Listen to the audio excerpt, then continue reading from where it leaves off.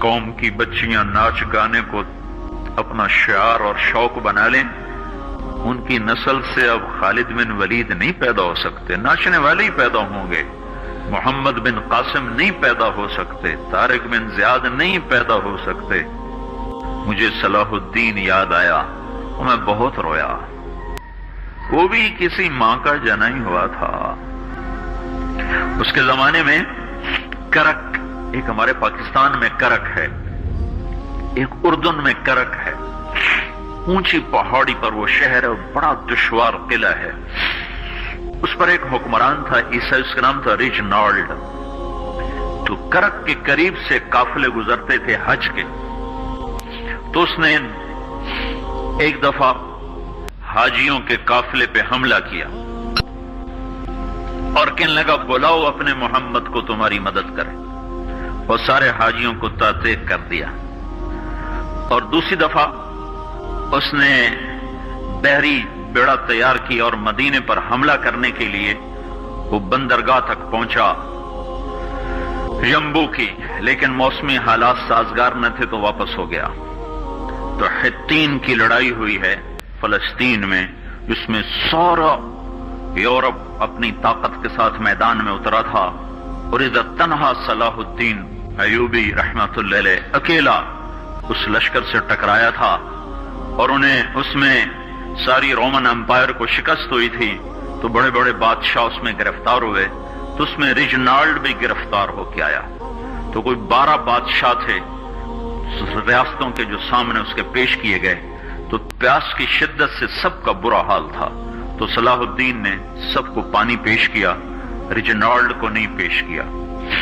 تو یروشلم کا جو بادشاہ تھا ہمفرے، اس نے اپنا پانی بچا کے اس کو دیا۔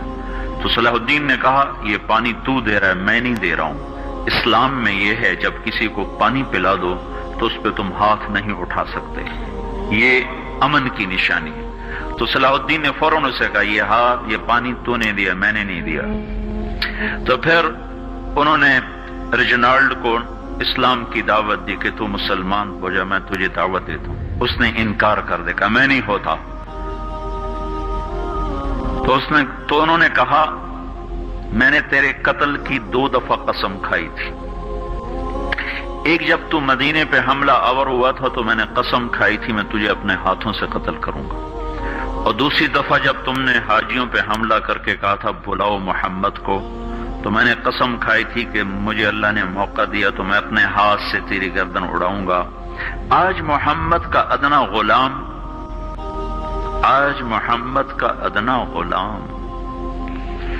تیری اس بات پر یہ فریضہ ادا کرنے کے لیے آ رہا ہے، اور اپنی تلوار سے اس کی گردن اڑائی، وہ پیچھے لٹک گئی، پوری نہیں اڑی، پیچھے لٹک گئی، خوفناک منظر بن گیا۔ تو سارے بادشاہوں پہ کپ کپی طاری ہو گئی۔ تو صلاح الدین فرمانے لگے ہمارے مذہب میں یہ نہیں ہے، بادشاہوں کے ساتھ ہم بادشاہوں جیسا ہی سلوک کرتے ہیں، پر یہ حدود سے آگے چلا گیا تھا۔ اب مجھے یہ قصہ بھولا ہوا تھا، مجھے انہی حادثوں میں، انہی ہنگاموں میں وہ یاد آیا، تو بعد تنہائیوں میں بیٹھ کے بے بسی کے آنسو بہہ جاتے ہیں، اور اس کے سوا کوئی چارہ نہیں ہے۔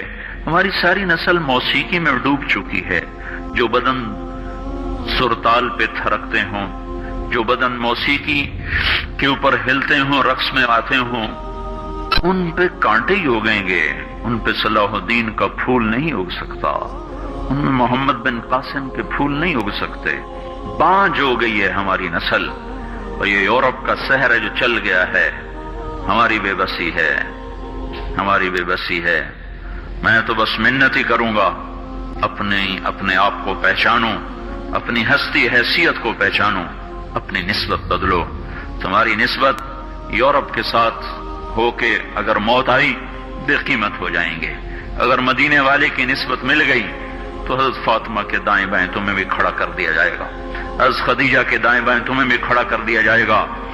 یہ چند دن ہیں، صبر کر لو، گھٹ گھٹ کے مر جانا ہی بیٹیوں کی روایت ہے۔ مشرق کی بیٹی، اس نے گھٹ گھٹ کے مرنا ہی سیکھا ہے۔ ہاں، یہ آزادی، یہ آوارگی، یہ مغرب کی عورت کا خاصہ ہے۔ اور 18ویں صدی تک مغرب میں بھی کوئی عورت ایسے ننگی نہ تھی، اور گھر کی زندگی تھی۔ اس ویڈیو کو شیئر کریں اور مزید ویڈیوز کے لیے ہمارے چینل کو سبسکرائب کریں۔ شکریہ۔